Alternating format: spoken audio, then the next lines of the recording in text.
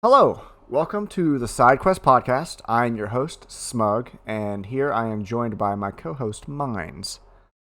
Morning. And this is going to be our official session one. We had a bit of a problem and a delay from last week, so from here on, Thursdays, we're going to try to get it right from now on. But this is really just a podcast, a place where we can come, sit down, relax, one-on-one, talk about D&D, RPGs, and everything that we have that's in between. And for this episode, our theme is going to be discussing world building and making campaigns from scratch. And kind of on that note, before we get anything started, I do want to preface that anything that we say, anything that we tell you is a good idea, is just an idea, something that worked for us, a suggestion that we heard from someone else, or a tip. It is not to be taken as the only way to do something. Not a rule to live by, because this is Dungeons and Dragons mostly that we're talking about here, and it is very open to interpretation, and everyone's different. Everyone's game is different. So with that in mind, Mindz, where would you like to begin? Well, I guess at the very beginning. I mean, the very first thing that I think of when I think of building a world is more of how did the world come to be? What is the origin story of the planet itself? Are there more planets? Is there like multiple realms or multiple verses? Right. Like how do you start coming up with a reason for a world existing? Like what are the gods that either created it? What are the did it was it created by the Big Bang Theory kind of thing? You have a number of different variables that you can use. Right. Most of the time, there's going to be some sort of a pantheon because you have the holy and pious characters, the clerics, the druids, the paladins. Anybody who has some sort of magical power typically is going to get it from either a god or some other source. My first thought is, how do you start building a pantheon? Do you take inspiration from the Greek gods? Do you take inspiration from anywhere else? Do you follow Bahamut and Tiamat? Do you have how do you normally start, Colin? Well, specifically with my current campaign that's in my homebrewed world, I started with a quote unquote legend. Um, to the players, it's unknown whether this is truth, whether this is exactly how it happened, but it's what the people of the land believe has happened. So I have a pantheon of gods that were children of some greater being from before, which is very similar to that of the Greek pantheons. And long ago, they fought it out with their parents, and now they rule over everything.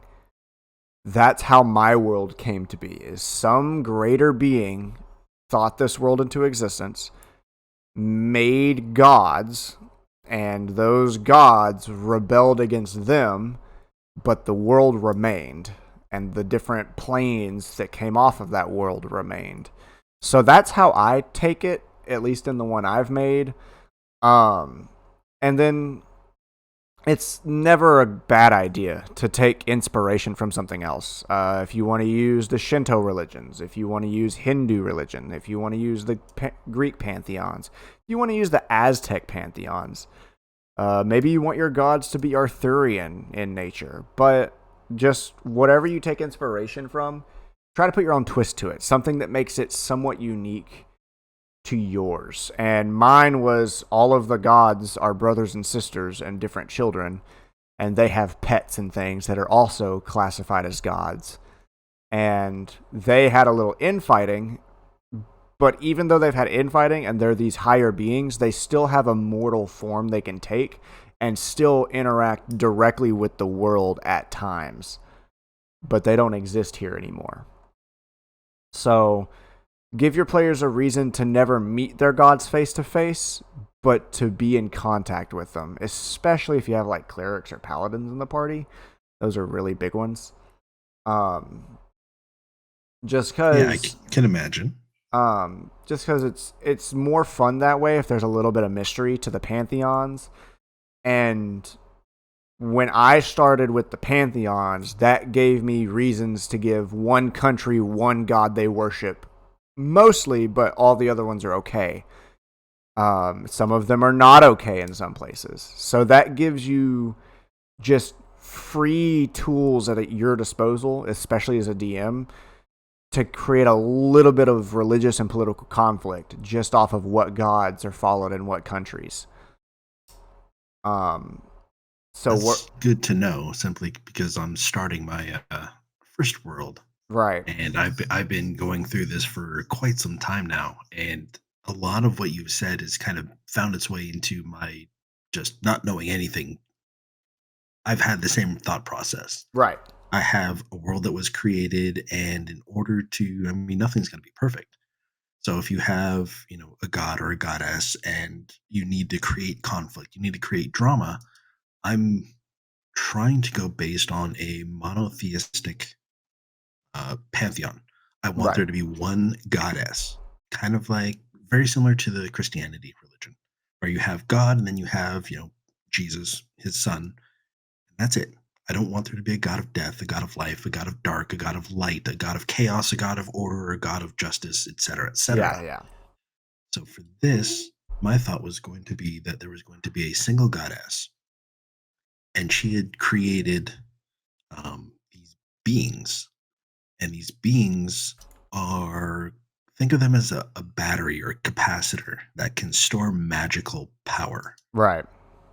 and they have these ethereal spirits that are tied to or associated with a particular element. So you'll have an ethereal spirit that is more attuned to fire magic than anything else. Mm-hmm.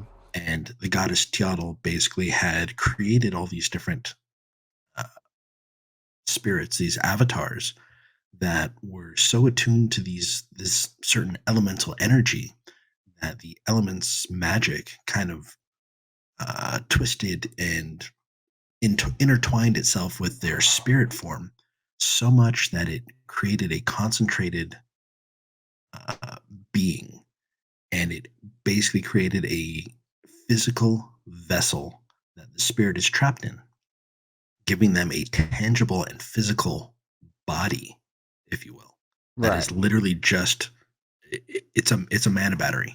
If anybody's played Magic the Gathering, it's very similar to that, and they are Okay. just literally pure fire magic creates the body of this fire ethereal spirit.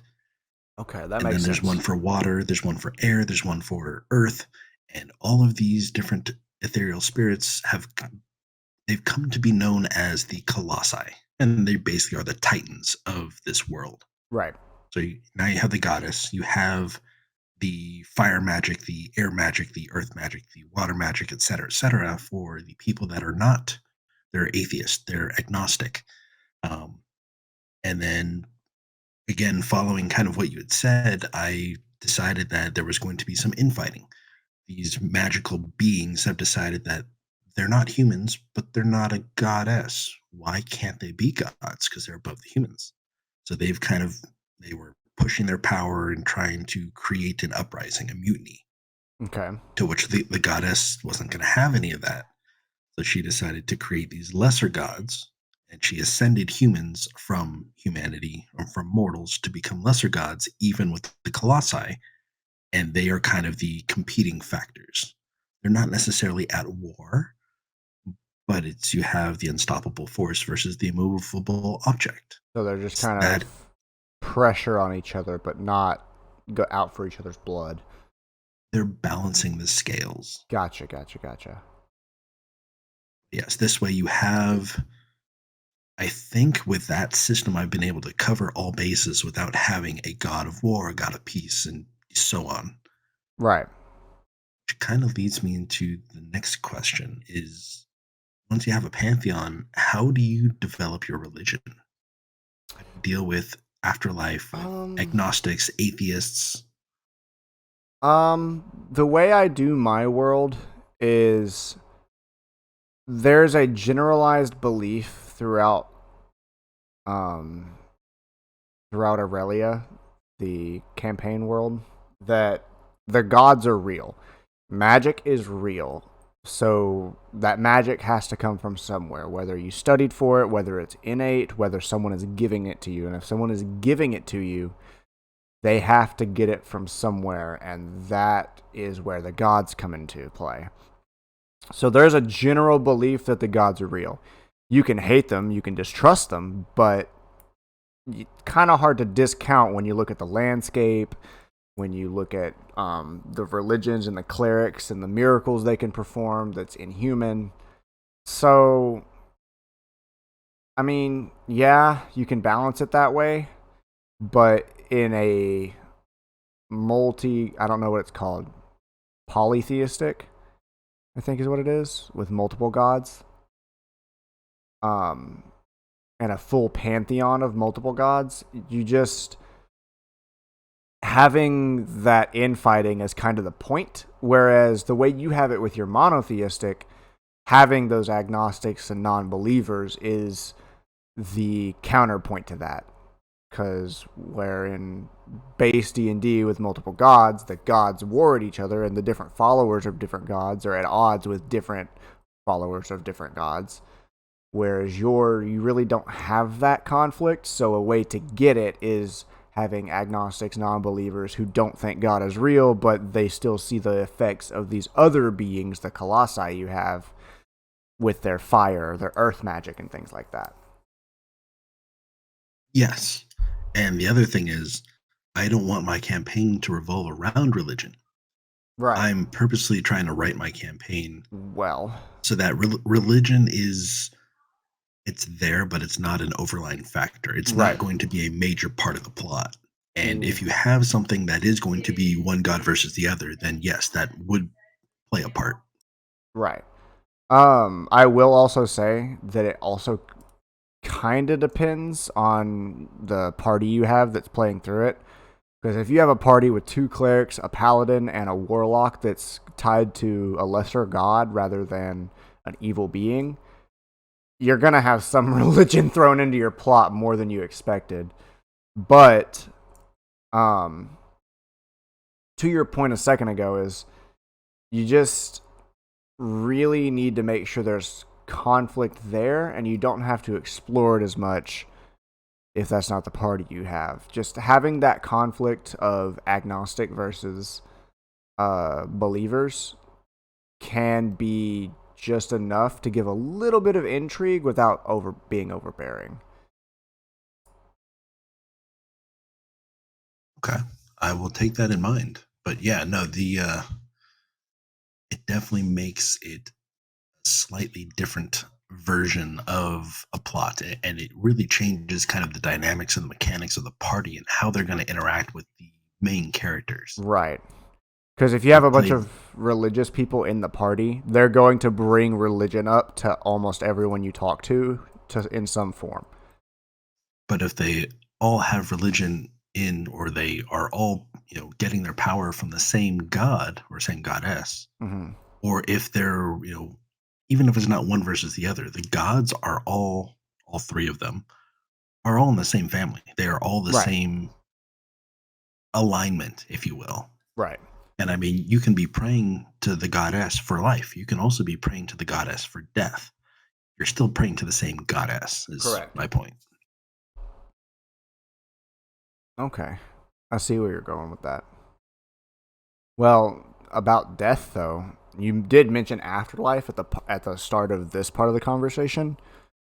How are you going to do afterlife in your campaign world? Is it going to be like the current like Christian view where there's a heaven and a hell, or is it going to be like the D&D base, kind of like mine, where their spirit goes to the ethereal plane, their body dies and becomes part of the earth, kind of stuff? What do you got going in your mind? Well, for me, originally I didn't want there to be an afterlife. I didn't want there to be reincarnation or anything like that. But the more I got to thinking about it, is you need to have that in D&D. There is necromancers. There are revivify spells and resurrection spells.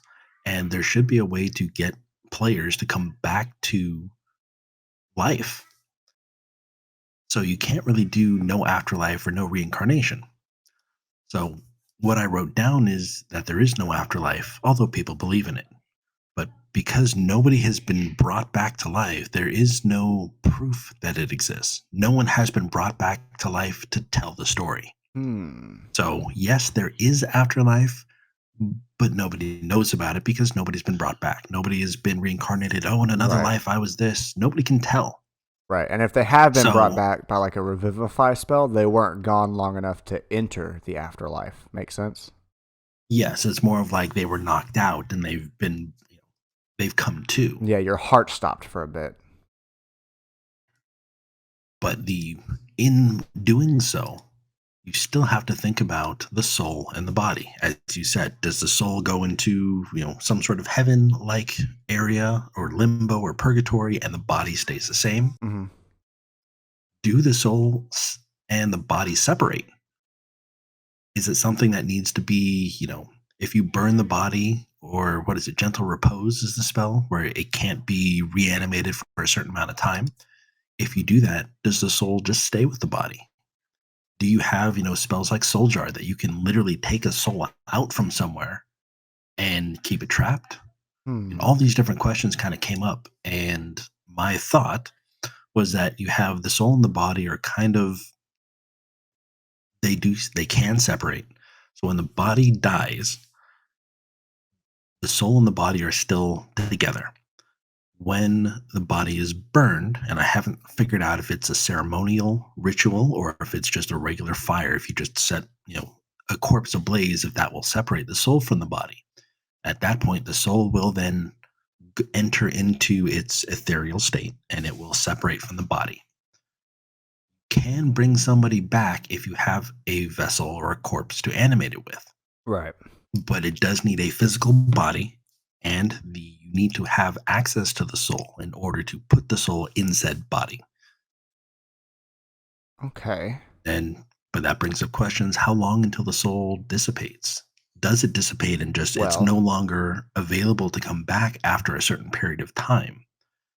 One of the ideas I was floating around with, pun intended, is that there might be areas of like heavy war where these souls and these ghosts are so concentrated because there's been so many deaths there, and the souls haven't been able to leave the area.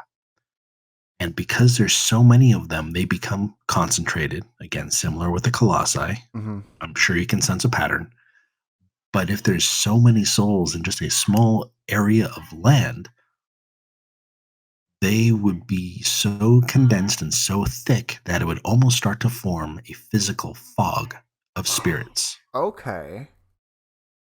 So if you enter that area, you know that there's a lot of death that has happened. You know that there is something. And if there's a necromancer there, or if there is something that controls kind of death magic, you definitely don't want to fight them in that small area or that large area. If it's a major battlefield, kind of like the Gettysburg, Oh. where, Yeah. Yeah. where the Yeah. Civil War happened. I mean, it literally is a graveyard, but it's a ghost yard, I guess you could say. A ghost yard.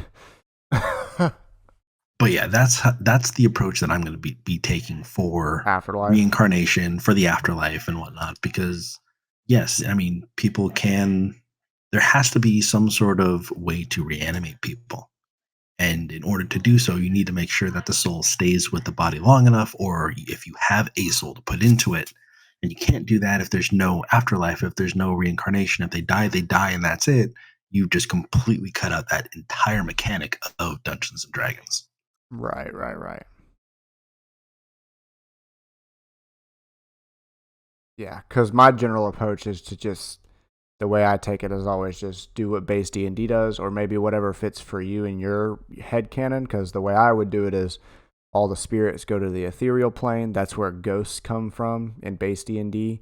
They transfer it over from the ethereal plane and can cross between the two. And then your body kind of just is a vessel. That's how like spirits can be put into dead bodies and necromancers work, and things along that nature. Yeah, and I mean, it's as simple as it's tried and true. It's proven. It's a great way to go through it, especially trying to build your first world, which I am. I'm trying to buck the trend, and it's Yeah. not being very easy because Oh, I'm yeah. trying not to do everything just by the book. Yeah, yeah. I've never been a cookie cutter. I've never been a cookie cutter. Well, to that point, would you say that the way you're building out that religion and the way Afterlife works, is that what sets your campaign world apart from, say, the base campaign worlds, or even my own like that? Is that what sets yours apart? Is that religion and Afterlife aspect, or what? I think that's one of the things that will set my world apart. The other part is that my world is going to go from high fantasy to high fantasy with a bit of steampunk. Okay. My campaign is going to completely flip players on their end and change mid campaign.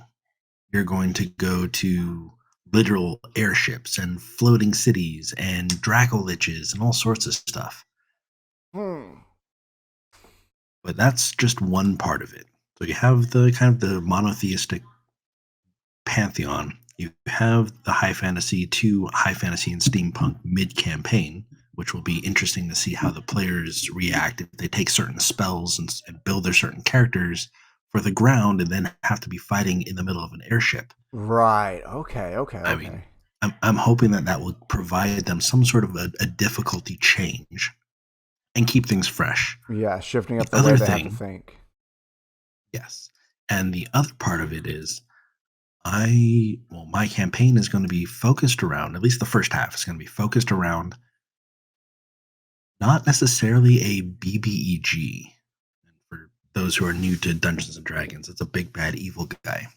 My end boss is not going to be some, god of war who's trying to just destroy the world and this and that. But the campaign is going to start out trying to help somebody solve an anomaly that is affecting a certain race of people. And because of that, the players are not going to be the heroes. They're going to be kind of a team that's going around trying to be a heroic team, as opposed to, oh, well, you're, prophesized to be the one. You are going to become the next god of the sun. You are going to be, Right. The greatest fighter in the history of the world. It's no, there won't be any hero per se, but there will be many heroic moments, as well as the team will need to work together in order to save a race of people. Right. So they'll be heroic and not heroes. Yes. Okay.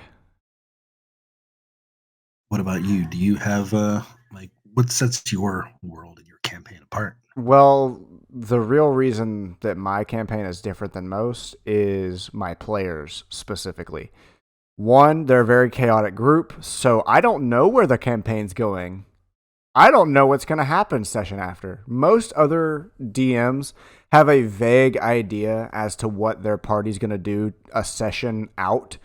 So, like the session after next, they have a vague idea, or they have like 2 or 3 threads. I literally have no idea what my party's going to do tomorrow. Not a clue. I never know. It's always something different. It never is what I think it's going to be. Hell, the last 2 weeks I spent trying to recover from a heist that they planned in 20 seconds that I was not ready for at all. So, yeah. What was it? Like, oh, there's a bank over there. I want to rob it. No. Okay, let's do this. We had a guest player, Will, who was playing a 3-session PC that's only there just to be part of a quest for him. And he just wanted he wanted his mother's ring from his father. He's a bastard son, so he can't get access to his dad. So they said, "Fine, we'll get you access. Let me go talk to him. I actually work for him. Maybe I can set up a meeting or set up some kind of trade deal or something between you. Just let me go talk to him alone, because he's going to want to talk alone." So while he's in there talking alone, everyone else is outside, and Will says, "You know what? Let's bust the joint." So they have this whole elaborate plan to disguise himself as his dad. Two people go invisible. They sneak in, go to the vault where they think the ring is. Well, guess what? I told Will the ring was on his dad's finger, and now there's a whole heist. The entire plan was to just steal it from him, but now they've showed up and they got to kill everybody. The original plan was for them to have a meeting and have this like little bits of political intrigue happen between them. No, let's kill them. But it wasn't the That was the easiest way. No. It wasn't the normal D&D walk in. Hey, let's shoot up the place. It's here's this idea. Everyone's been told that you don't have to kill him. You can just replace him or do something. So they said, you know what? Let's try to steal from him first. We don't want to kill the guy. We're not killing him. No. We're not killing him. We're not going to kill him. And then they do nothing but try to kill him the entire time. I never know what they're going to do. So I have to plan like 4 sessions ahead in my head. And part of that, let's trace back to what we're supposed to be talking about. Part of that is because my players have such a impact on what happens in my world. That's what sets it apart. They had impact from the minute I started working on it. So we started playing it first. And then once everyone got comfortable with the rules, we kind of agreed that we didn't want to throw away the story I'd already made, but let's just alter it. And I said, okay, make you some new characters if you want new characters. If you don't want new characters, just keep playing who you are and give me a full backstory this time. So they did. Some of them swapped, some of them didn't. And I took their backstories that they handed me, some of them a page, one of them 4 pages of backstory. And I wrote that into the world. There's 2 whole countries that exist solely because of characters' backstories. There's governments that exist solely because of characters' backstories. And it's not like I shoehorned things in there and they read up on it. No, they gave me backstories and I made countries. I made landmarks. I made things around that. And then I made a religion based off 2 or 3 of the gods that one of them put in their backstory, but I expanded on that pantheon and made 15 that go along with it, with minor gods in between there. Different gods have different locations in the world. I have multiple countries and continents, and all of that spiraled from my players. They have a direct impact on how the countries and how the political scene is, how the magic works, and things along that nature. And I don't think I've ever seen I've never seen or played in a D&D game with such high player impact from the get-go. Yeah, that sounds like it would be a nightmare to DM. Oh, that's one of the reasons why I am not rushing into this, is because right. I'm not 100% confident on my improv skills to that level. Right, and I'm not good at it either. I don't think I am, at least.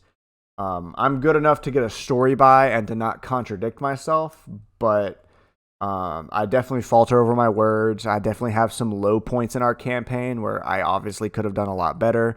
But the thing that sets mine apart is my players have an impact. Every decision they make impacts some other part of the world. If it wasn't, not every decision, but big decisions, depending on what they choose, have an impact on the world. Not deciding not to go through with a quest will continue on the world as though that quest didn't get finished. And something happened because of that. Maybe a city gets burnt down because you weren't there to help it when you could have been, or something along those lines. And that's what sets my campaign apart, I think. That's awesome. And I mean, having the chaos that your party is. Oh, God. Yeah. Yeah. But having your party be that chaotic is exactly the reason why I have wrote my campaign the way I have. I know that the best laid plans go to hell as soon as you open your mouth and start the session. Yep. So for my campaign, I have written cinematic moments, portions of it, moments, exactly.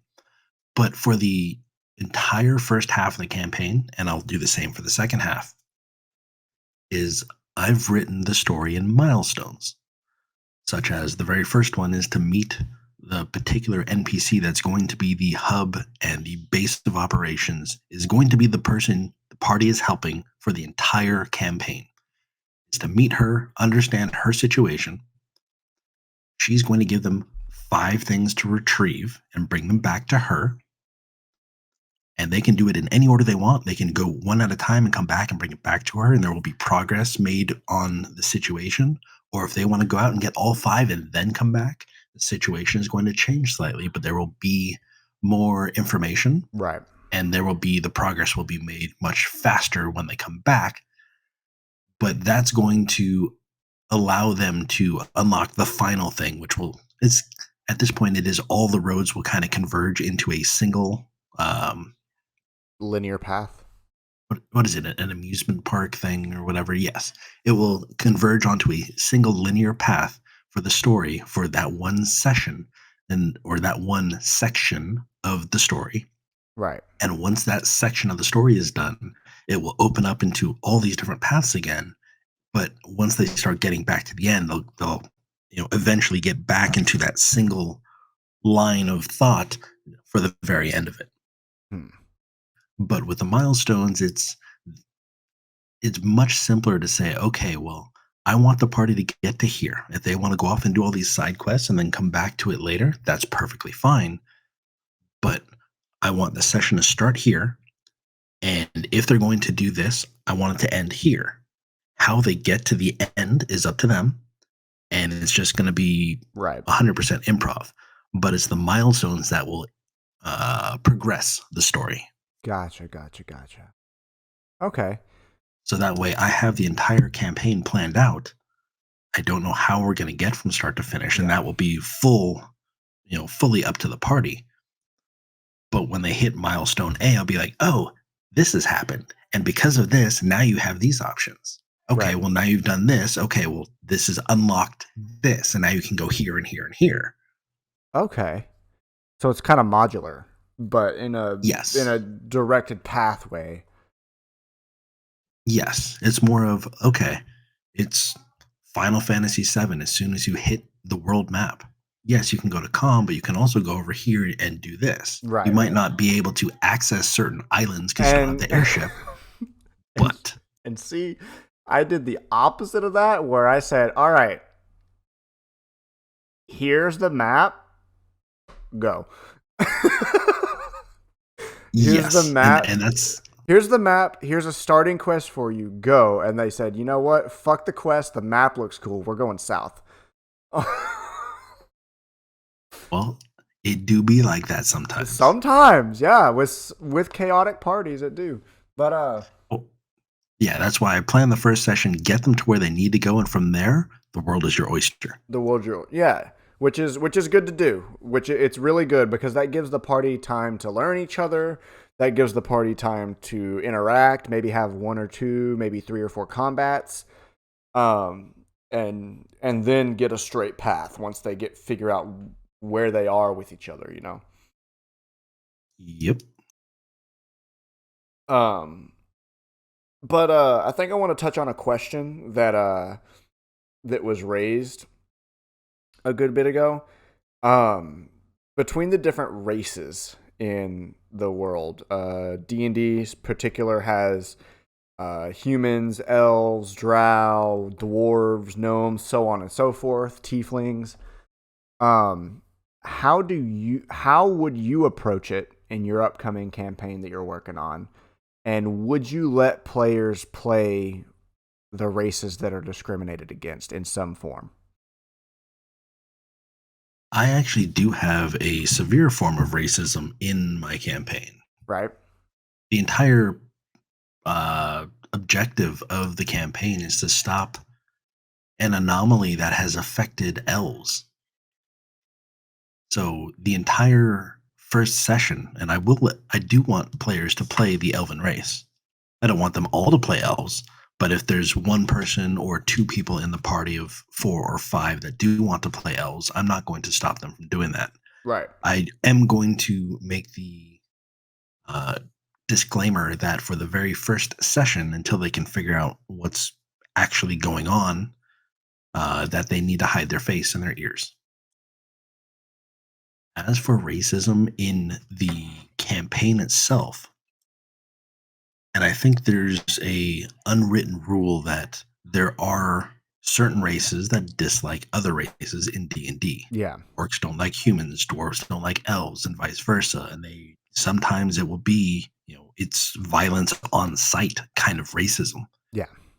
And I think in D&D we all have to kind of put aside our feelings on the current affairs and all this other stuff in politics and just let it be. Right. Know that, I mean, this is a make believe world. These are not necessarily the feelings of the GM or the DM or the players themselves. If they're getting in the character, it might just be an innate hate of a certain race because of certain races. Right. And as long as people aren't becoming really nasty about it, where it seems like there could be a truth behind their dislike of somebody, and they could play it off as it being erased. If a player starts hating on another player, not a character hating on another character, if at the end of the campaign or at the end of the session, if they can't shake hands and say, hey, just want to make sure that we're cool, and they're making a big deal out of the fact that this is just make believe, this is a game, and they're not carrying those thoughts and those feelings outside of the session, I don't see any issue with racism within the story, and only within the story. Right. And I agree with that point. Specifically with the current campaign I'm running now, I have one player whose entire backstory settles and plays upon the themes of racism between tieflings and humans, which is not a normal D&D thing, but he wanted specifically in the country and the city his character grew up in, for it to be a thing that they were almost hunted. Not hunted and murdered, but hunted and put into slavery. And that's something he wanted to have. And the way it plays into his story is with his mother being able to protect him from it because of her standing in the government and in the military. But when she's gone, that's where his backstory truly begins, because she's not there to protect him anymore and to keep him from that way of life. So it's a really big part of it, and I make sure to play into it when I can. But as a DM, sometimes it's really hard to just talk to one of your players and your character, or one of your characters, your PCs, like they're scum of the earth, and it's really tough to step into. And I would say you should definitely talk to your players first. Figure out whether they're okay with that, and make sure they understand that it's not how you feel. It's how the characters in the story would play out. And if it's uncomfortable, either don't include it or resign yourself from the game, because it can get kind of rough, especially when certain players keep it in their backstory the way they want to have it. That's very dark and not for the faint of heart to explore. However, I think it's completely okay to have elves that have a mild disdain or a big disdain for the dwarves that live across the river and mine into their mountains and tunnels underneath their beautiful woods, or humans that hate the orcs because they keep colonizing, but the orcs say the humans colonized on them. So I think it's really healthy to have that little bit of conflict there, because conflict breeds quests. Quests breed rewards for the players and something for your players to enjoy. So I think it's cool to have it. Just make sure you speak about how it's going to be in the campaign setting before playing with your players and getting into the game, and they get surprised by, oh, you're an elf, you must die by my sword right here and now because you're in this X city, Oh yeah, absolutely. I mean, definitely if you're going to have a racism of some sort, that is going to be more than just a simple, interaction with the players. Like, oh, I don't like you. You leave, and I'll talk to the rest of the people, kind of thing. Yeah. If it's going to be more than something like that, yeah, you should definitely have a disclaimer. You should put that in your session 0 when you're meeting with the players and Right. say, hey, there will be the story will touch on topics such as racism and talking about the different encounters. Are you going to do a fade to black scene for the romance? Are you going to be doing certain things where this rule is invoked?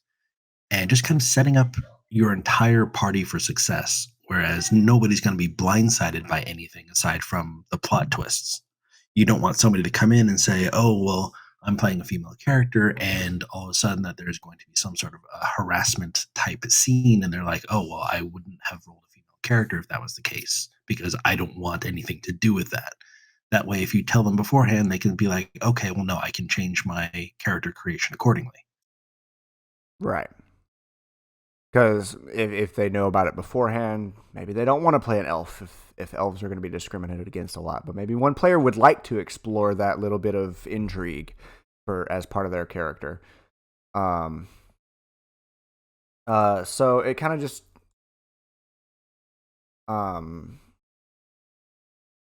depends on the player, and it's just a touchy subject if people are uncomfortable about it. So, yeah.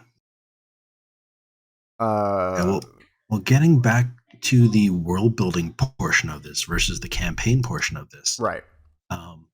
One of the things that I wanted to ask you about is kind of landmarks in the world. As I'm building the world, I've built the Pantheon. From then on, I started moving to the geography of the land. Right. And I wanted to have some sort of lore or history of the world and saying, okay, well, this happened and this happened. So there are physical remnants of what happened for that. For example, I have my entire world map used to be one singular landmass. And during one of the battles that took place when the two lesser gods kind of ascended and put the Colossi in check, there was a giant world cleaving swing. And it literally was the immovable object versus the unstoppable force.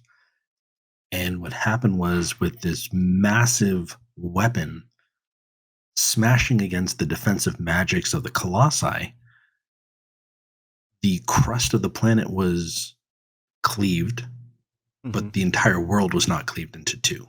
And because the landmass was on the crust of the planet, it started drifting apart. And now you have this giant divide, this giant kind of ocean between two halves of the world. Okay. And in there you have, magical remnants that are disrupting normal compasses, magical compasses. And if you use like navigation and sextants, or like the navigation tools, you'll be able to navigate your way through it. But for like that's a landmark that happens from the history of the world. Right. How do you go about planning how many landmarks you have? Do you create landmarks that are just, people have come up with folklore because it happens to look like something? Or are all of your landmarks based on the something that has happened in the past, in the last however many years the world has been around? I would say most of them fall into the happens to look like something, or some monster used to live here way back when, or maybe still exists there. And not necessarily landmarks, but like points of interest. Like, here's a tiny bit of forest that just is noticeably different from the rest of the forest around it. This is known as the Spaded Forest. Well, why is it called the Spaded Forest? Well, that's for your players to find out. But there are landmarks in my world that are big points of interest for other people outside of the players, quest givers and things like that, that are specifically there as remnants of an ancient war. Maybe there's an archaeological study that's going on where they uncover some ancient technology that's fairly modern that shouldn't be, or something like that. But it's those landmarks that stand out to them. It's going to be those landmarks that stand out. Oh, cool. This is called the Bear Forest. There's a big giant bear that's abnormal that's in there. Cool. Well, here's Kirin Bay that has an entire city that lives underneath the water that is lost to time and no one lives there anymore because it's drowned. Well, let's go explore that because there's a quest there. That kind of stuff sits in their mind a lot longer. And you can really do a lot with it. Like there's one place I have in Eastal that's that if you get up high enough, maybe you're using an eagle and you look through your eagle's eyes and you can see that it makes a vague outline of a human body, but it's huge, hundreds of feet tall, like a mile long, that's from toe to head. It's not quite a body, but it's a vague outline, like the mounds make the vague shapes of arms and legs and a torso and a head. Why is that there? It's for your players to discover. Maybe they have to go find someone that knows something, but they don't know unless they roll like a natural 20 history check and one of them happens to be proficient. But I do use landmarks that are from the ancient war because I reference it a lot. It's a big part of the world. It's a big part of why the continents and countries and what gods they worship exist as they are. So I reference them a lot, but they're not the mainstay of the land and geography. It's been long enough from then that there's newer names for things based on current or recent in the last 200-300 years events. Okay. So you do have things that are based on what actually happened, but most of them are just going to be, oh yeah, I was traveling through this, so I nicknamed it this. Yeah, not everybody knows it as that name, though. Correct? Well, a good bit of it is, well, I nicknamed it as that, but then it caught on because it stayed that way. So, like, if there's a new monster that runs in and people start going missing 100 years ago, and it's still that way, everyone will call it that, but no one's dealt with the problem. That would be one of the landmarks. Or maybe it's a rock that an earthquake hit and now it looks different. Well, it's not from the war. It's an earthquake from about 100 years ago that made the rock look like something else. Maybe it looks like a bear face. They call it Bear Rock or something like that. Something dumb. But it's a good mix. And I think a good mix is good because some of them can be simple and that gives your players a quick laugh. Oh, Bear Rock. It literally looks like a bear. And then some of them are just more intriguing to them. Like, why is it called this? Why is there a city down here? Why does no one know about this city that's completely lost? Why is it scrubbed from the history books? That's for them to figure out kind of stuff. Okay. And what about like the stories of the creators or the gods? Does everybody seem to know the history and all the different events that have taken place by the gods and goddesses? Is it something that only the pious would know? The paladins, the clergy, the ones that are actually, highly in tune with the gods? Are they the only ones that are going to know the entire story while everyone else just kind of knows a couple different folklores and myths? The way I have it set up is very similar to what you just said. Everyone basically knows the gist of the story. The gods came from some other creator. Hundreds of years ago, they destroyed the landscape in a war. And here we are now. They exist, but they don't impact my life. I mean, I worship this one because I hope he gives me good luck, but I don't care. That's most of the people. The pious are the ones, and the researchers, the scholars, the clerics, the paladins, the holy men. They're the ones who dig into the stories and try to figure out what the truth is. Because the way I've put it, at least to my players, is just because you're told it by a clergyman doesn't mean it's the truth. It's what that clergyman believes. You can go 3 towns over to a different cleric of the same god, and they'll give you a different story. That's how I put it to my players, so that there's a little bit of intrigue for them to follow. Well, maybe this one's telling the truth, but this one's lie is so whack, but it ends up being the truth. kind of stuff. It just gives a little bit of questioning to them so that it's not boring. Because if every NPC knows everything about every god, there's no reason for them to go ask someone more experienced, someone with expertise in that field. So if you give them the name of someone who's supposed to know something, and they give them a quest to go find something and say, hey, this is where you'll learn about it, but while you're there, can you get me this kind of stuff? There has to be people with more knowledge than others, especially when it comes to the lore of the world. That is a good point. Because if everyone does know it, then there's no intrigue, there's no drama, there's no conflict. There's no drama or conflict to get from it. But if you got two different churches for two different gods that tell two different stories of why they're in conflict with each other, that's a conflict for your players to explore and try to figure out what the truth is. Maybe they negotiate a peace treaty between the two. Maybe they choose a side. It's just different things for them to do. And I'm not saying that to make it a sandbox, but I'm saying that because it's tough to navigate, but if you can figure it out and give just enough information for your players to question why, they'll really want to seek out the people that have that knowledge, and you can build quests from there. Okay. Yeah, that kind of encompasses everything then. Right. And being able to build quests is kind of the bread and butter of having a world itself, is because you never want to run out of content for your party to discover. Right.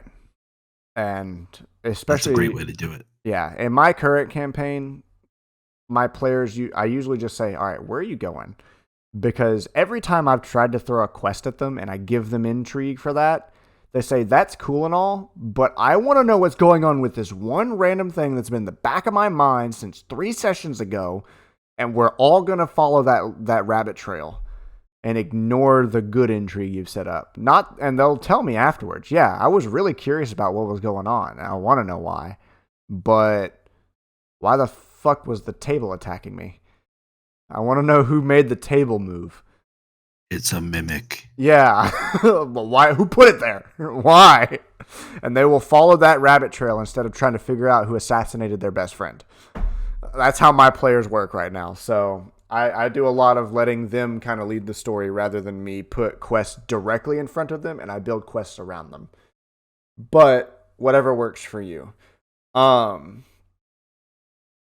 building quests around the players seems to be what we've been talking about this entire thing. World building seems to be you build a sandbox and let your players loose in them.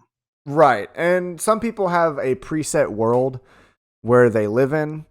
My campaign right now just happened to be made tailored to my character, my PCs in my game. It is tailored to them. You don't always get that because sometimes you don't know every player that's going to be at your table. I know my players since high school, all of them.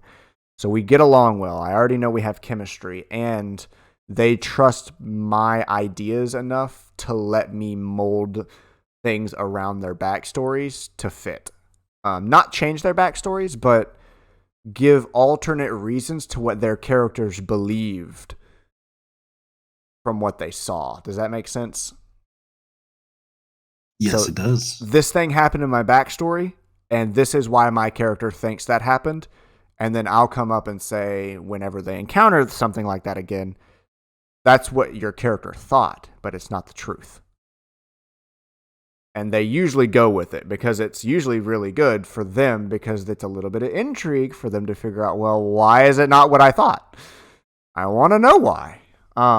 But not everyone gets that luxury, I guess you could call it, to be able to tailor their campaign to the players they have. And maybe you want to run multiple campaigns in your world. That's also cool too, because if you have a base, you can tailor it as needed per group you're with, per party you have. If you build your world and you have all these different subplot lines and all these different interactions from one group of people to the next, you can run multiple different campaigns. And you can pull in ideas. That setting. Yeah, and you can pull ideas from previous games into that same world. You can tailor different side quests and different quests to the party you have now. Maybe you wanted it to be more religious than it was last time. Well, let me put one or two more clergymen here. Let me put a little bit more intrigue on what's going on religiously. Maybe you have more thieves in the party. Maybe you have to put a thieves guild in there you didn't use last time because no one wanted to be part of the thieves guild.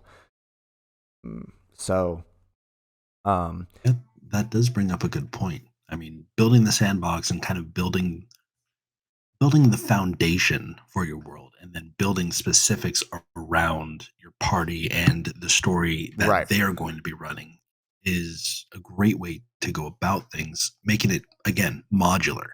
That seems to be a recurring theme for us.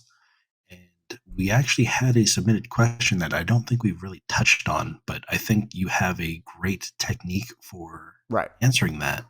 And the submitted question we had was, when you build your world, do you have a set plan for it, or just the beginning portion of it and you build from there?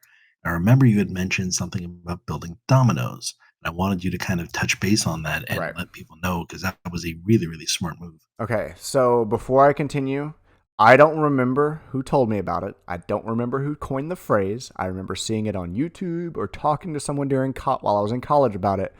So I don't remember where I learned this from. But the way I built my world, and we've touched on it here and there so far, but I call it domino building. So you get a bunch of different things that you start with. I started with a Pantheon and a world map.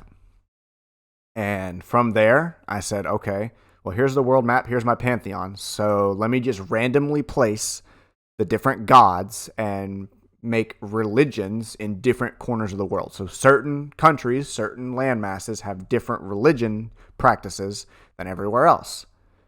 Well, off of that, everyone accepts that the other gods exist, but they focus here and there. Well, this is 800 years ago. Then there's a big war between all these gods. Ooh, who won? Let's see. Let's topple this one down. Let's knock this one down. They lost following, and this country, and this country, and this country, their gods won the war. So they're a little more prosperous 800 years ago. Well then, I've got all that there, and then I'll knock a domino down. Well, that first domino is a war between these two countries that won the war, but now they're fighting for dominance. Something happened, changed some things in my head. Cool. And we'll move over here. Because of that, maybe the town nearby got ransacked, and there's a big battlefield here. Well, let me place an ancient battlefield right there on my world map. Cool, done. There's a landmark. Now I'll knock another domino down. Domino down. I can't speak right now.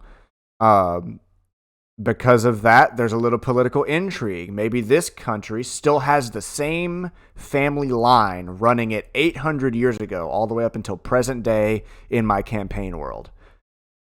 So there's an idea for that country if they ever go there. What happens if there's a monarchy that's been there for so long they can't even remember the name of the first person that was the king?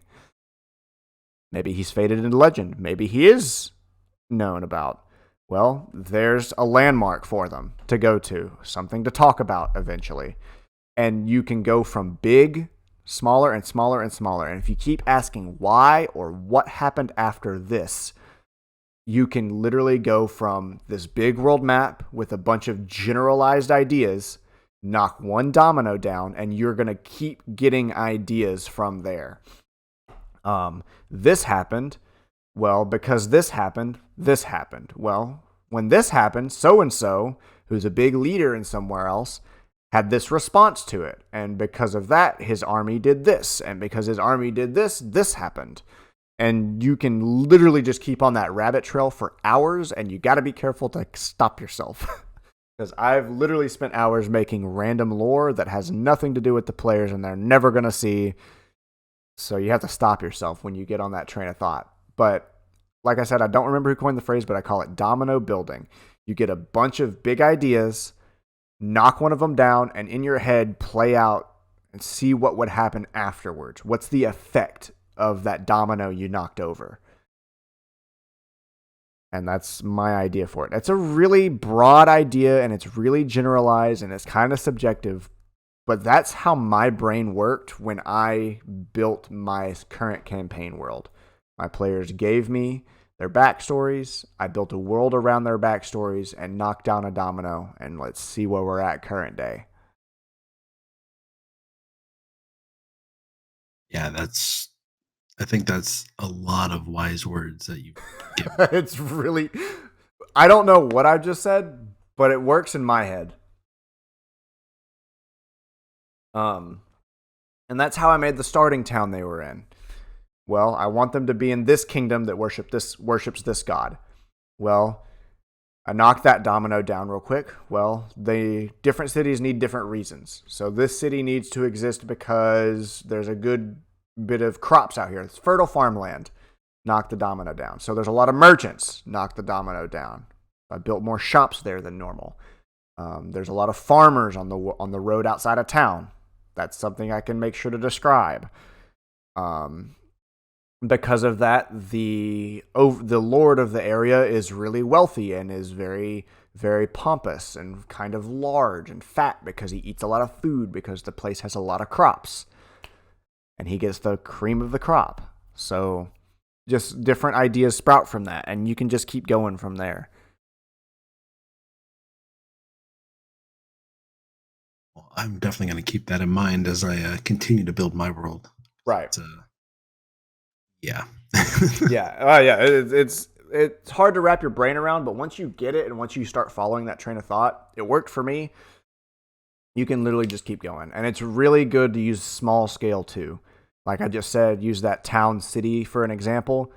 You can use that at any scale. Large for the world map, for the overall lore of the entire world, or maybe just the history of a town, or maybe you just need to know the current aspects of a town. So, and you can constantly put more towns in as you go along. Well, the last town they were at has all the farmland and all the food. Well, maybe this town's a mining town because it's right next to the mountain. Well, because they have mining towns, that it's a mining town, there's a lot of workers. Well, there's a lot of workers, so maybe there's a food shortage and there's a lot of merchants passing through with food from the previous town. So maybe they run into an NPC they've already met before. Maybe a shop owner has picked up shop and moved out here because he heard of an opportunity and people needed food. You never know. Like, you can get random ideas out of nowhere with that process of thinking. Definitely. And yeah, then you can also set up things like trading outposts because there are people that have decided that they don't want to be, stuck in town. They don't want to be traveling back and forth. Right. They're just going to set up something halfway through. Right. And I mean, there's tons of different things you can do with it, especially being, again, modular. Yeah, and now that you've built those two towns with the trading outpost, maybe they start expanding. They want to go to the capital. Well, the capital would be fairly similar, but on a larger scale. Maybe it's just more wealthy and has better farmland than the other two because it's not on the outskirts. Maybe it's next to a river. Maybe there's a river dock. Maybe it's right on the coast. Well, if it's on the coast, it has more open sea trade. So, and you can get a bunch of stuff off of that. And maybe you didn't want it to be about trading. Maybe you wanted it to be about religion. So you go back to that drawing board and you knock the domino down. Well, they worship this god. Well, the town next to him worships this god. And there's a little minor inner city conflict between the two. And now you have a little bit of intrigue for a quest to give them. You can use it at any scale with any original idea. And if you follow that train of thought and keep asking why and what happened after, you can really just keep going, and you can if you get quick enough at it, you can improv off of it. And if your players ask, well, why did you do that? Well, the town I'm in did this, so I did this, and the guy next door did this, and answer in your head. So yeah, domino building. That's how I built my world on a large scale. That's just the thought process I had behind it. And it probably doesn't work for everyone, but it really works for me. So. Yeah, and I can see why. I mean, I'm sure it would work for most people. Yeah. But, yeah, those are my thoughts on world building and pantheons and making a campaign from scratch. Just different ideas to use. Maybe you find some other ones out there. Maybe your brain doesn't work the way ours do, and you found one piece of nugget of advice that really kickstarted your ideas. But my last bit of advice is don't overdo yourself. Don't go into a rabbit hole with the domino building. Don't dig yourself too deep into your lore that your players are never going to see it, and you're working on stuff that doesn't matter. I hate to say that, but in the grand scheme of things, people don't need to know so-and-so farmer's name from so-and-so district because they control all the crops for this one town that they're never going to go to. Wait to build a lot of the specifics until your players get there, and just have a general idea for yourself. Because if you work too hard and you're going to overwork yourself, you're going to burn out, and it's not going to be fun for you to build the world anymore. And if you're not having fun building the world, your player's not going to have fun playing in it. That I believe. So, but do you have anything else to add? We're right about in an hour. No. I think that's about it. I mean, the only other question that I really have to answer is more of if you're running out of ideas for building your landmarks, and I'm talking physical landmarks in particular. Right. If you're running out of ideas for that, is there any sort of thing aside from the domino building that you can think of to create the idea for more landmarks? Okay, so Like, where do you find inspiration for stuff like that? don't be afraid to use inspiration from other DMs, from movies, TV shows, books, video games. Don't be afraid to use inspiration. Try not to use the same name. It's D&D. It's not wrong to be inspired and not necessarily copy paste, but alter ideas that you've seen elsewhere. Another thing you can do is using the domino building, you can pick a random magical effect that only affects this one area of land. Say you want this area of land to deal necrotic damage or make you slowly lose your memory, but you get it back once you leave. Well, your players are going to wonder why the heck they can't remember things. They're misplacing items. What's going on? Why? And people can call it the mind loss hills or something like that. While you're in that area of land, you feel colder and you lose items. You lose your memory slowly. And maybe you ask yourself, why? Maybe there's a spirit that lives there. Maybe there's a bunch of imps that do psychic damage, but it's not really enough to hurt you. But when they take an item from you, they take your memories with that item. Maybe it's a false Hydra. Maybe there's a false Hydra up against at level 5. Maybe there's a false Hydra there that's been living there for ages and doesn't like to feed on people like normal.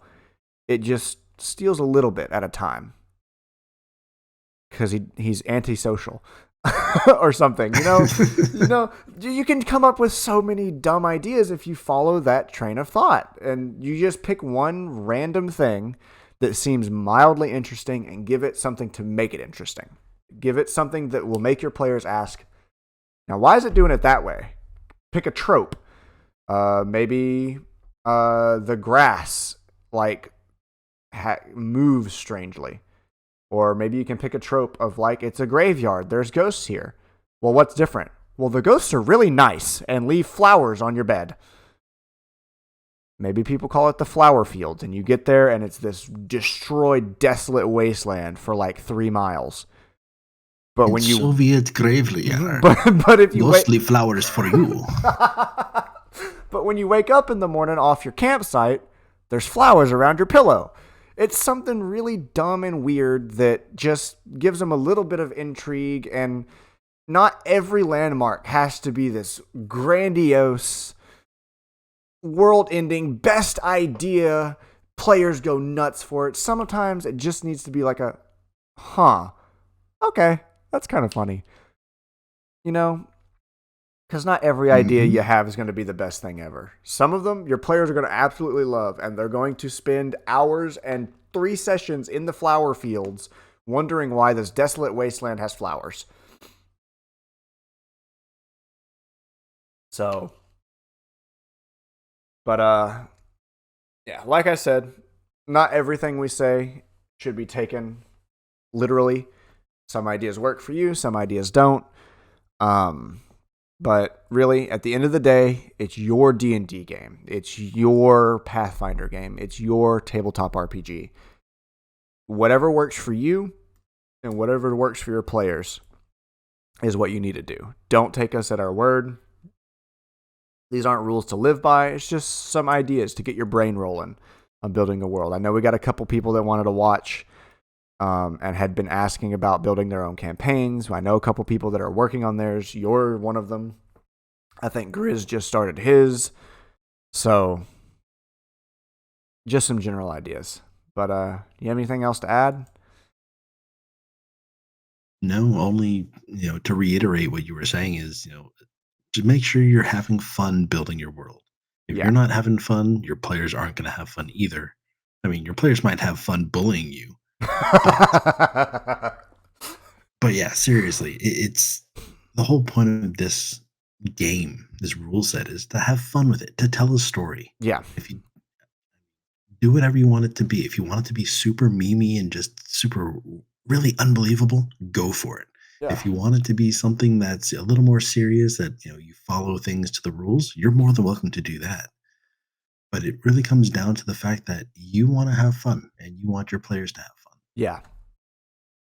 But well, if there's nothing else to add, have fun, guys.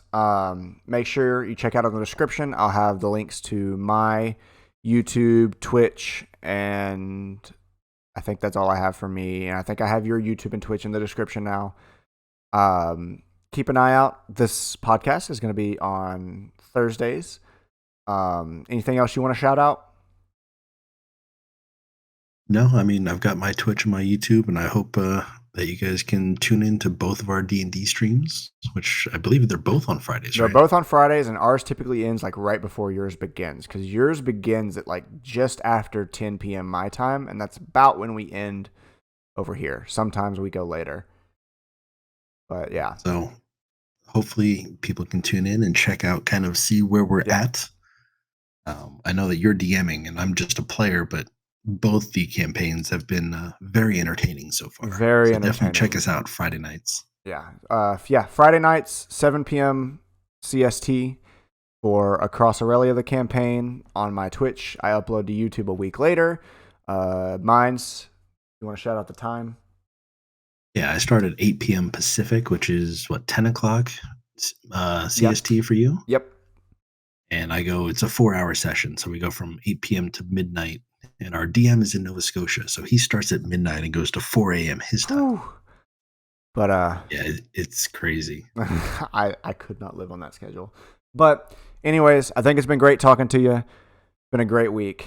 Anyone else tuning in? As always, I mean, we could be talking for days. Yeah. For D&D and tabletop RPGs and gaming and this and that. So it's a nice, easy conversation.